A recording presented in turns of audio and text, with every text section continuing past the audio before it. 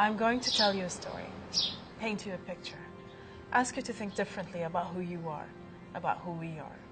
The story I'm going to tell is the story of a generation, my generation. It's a tale of our romance with the past, the losses of our age, and hope for the future.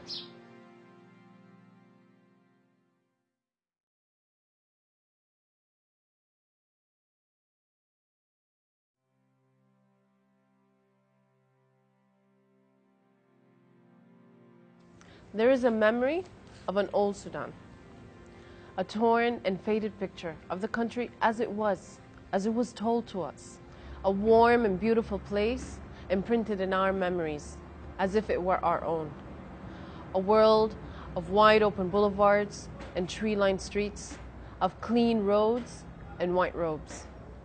Young men straight and proud, and women wrapped in gold and finery. Old men on bicycles gliding slowly through the town.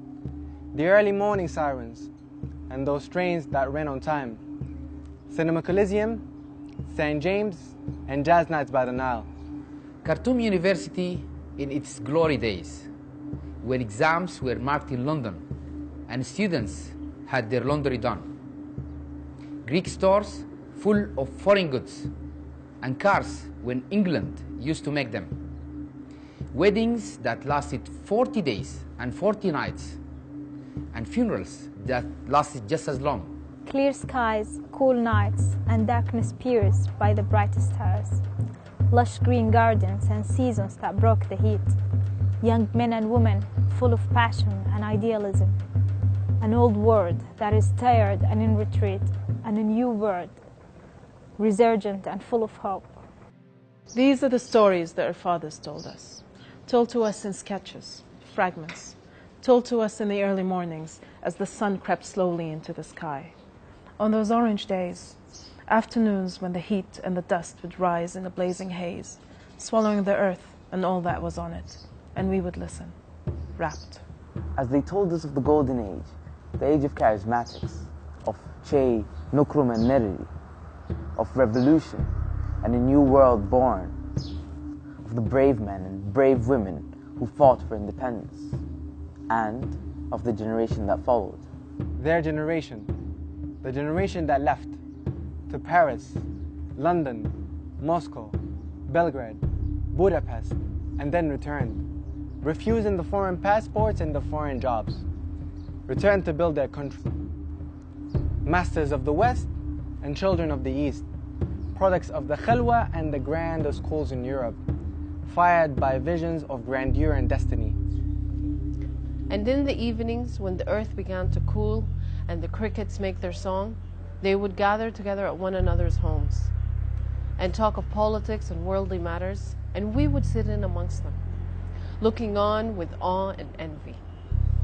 Awe at all that they had done, envy of the world that was once theirs, wishing we had lived in what seemed like a simpler, more dignified, more passionate age, when the country was clean and ordered and Sudan was on the rise. When education was free and universities world-class, when high schools were stocked full of books and standards were non-negotiable. Told elsewhere, this story could be dismissed as little more than the reverence of the young towards the old. And that is part of it, for sure. But it is more than that. For ours is a culture that venerates the past. Yesterday is always better than today, the old better than the new. And so it's a tale of our romance with another age. Romance fired by stories of those who were once there, who never cease to remind us of the glory that once was, by virtue of their achievements and the respect that we show them. For how could we not feel this way when our world was so different? Our world, the world that we grew up in, was crumbling. It was a world of broken roads and shattered sidewalks, of tired buildings, cracked holes and feeling pain. And the sand that gathered on the sides of the roads. It was the silence of downtown Khartoum, the shuttered shops, the falling standards. It was the universities in disrepair, public gardens turned to dust, the long lines for bread and fuel, We learned our science out of books, sketching experiments on pieces of paper. Rode on buses that tilted sideways by the sheer number of their passengers. Those of us with the energy hung loosely on the outside, one arm around the bar that cuts across the bus window, foot and ridge just above the tire. Cinema Coliseum became a place they went to for a fight.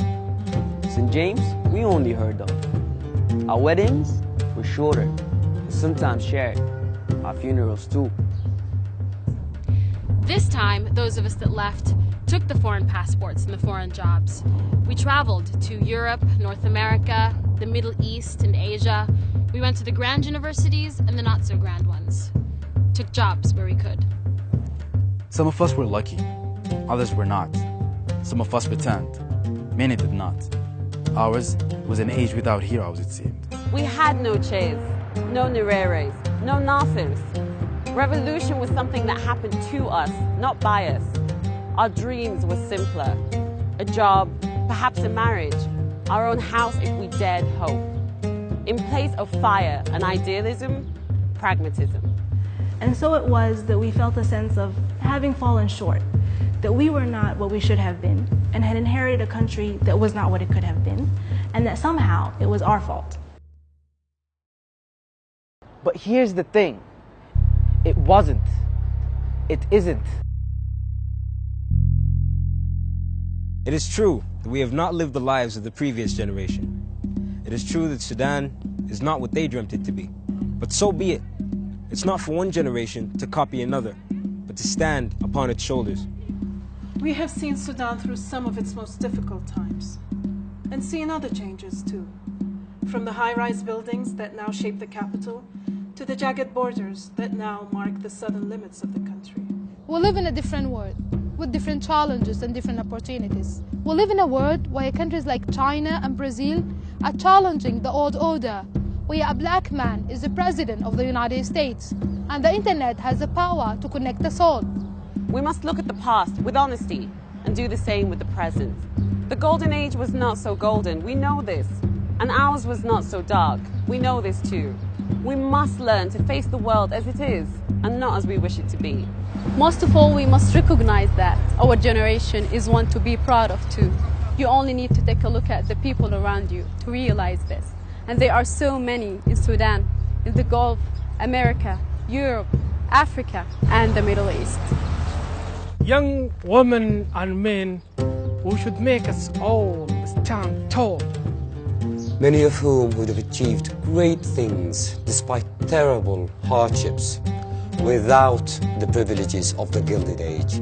The civil society activist who dedicates her spare time to teaching young people how to read and write. The student who's working as a taxi driver to make sure that he still contributes to his family home.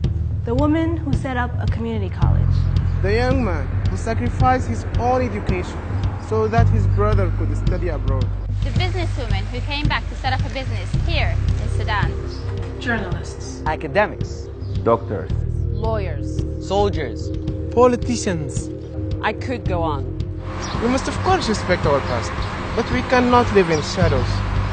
Yesterday need not always be better than tomorrow. Rather than lament what has been lost, it is time to take stock of what we have. And though Sudan may not be the country that our parents dreamt it to be, it remains a place with great promise. For this Sudan, the country that quietly joined the ranks of nation in July 2011, is rich in people, heritage, land, and resources. Out of the 39 million that made up the old Sudan, at least 30 million remain with us today. Amongst their numbers are Arabs, Africans, Christians, Muslims, Black, white, and brown.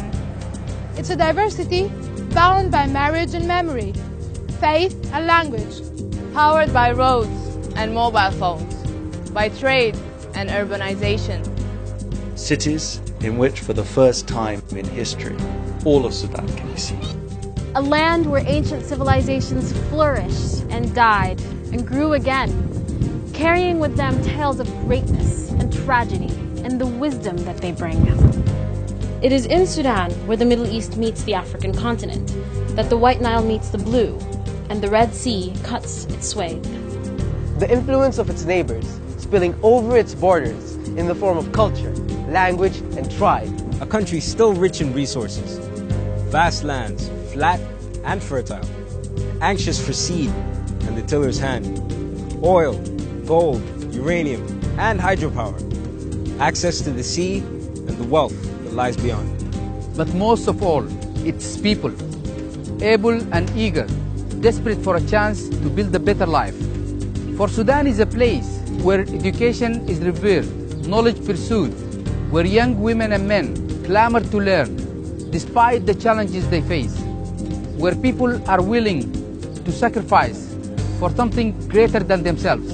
And in this new country lies the possibility of redemption, an original sin requited, the separation of the South, a payment on the road towards mutual dignity and shared prosperity. This is my Sudan. Your Sudan. Your Sudan. Your Sudan. Our Sudan. Our Sudan. We must respect the past without being bound by it, accept the present without succumbing to it, and dream of a future built upon both. It's time to dream a new dream, the dream of our generation. The future is not a matter of what will be, but what could be. It is a choice, and it is ours to make.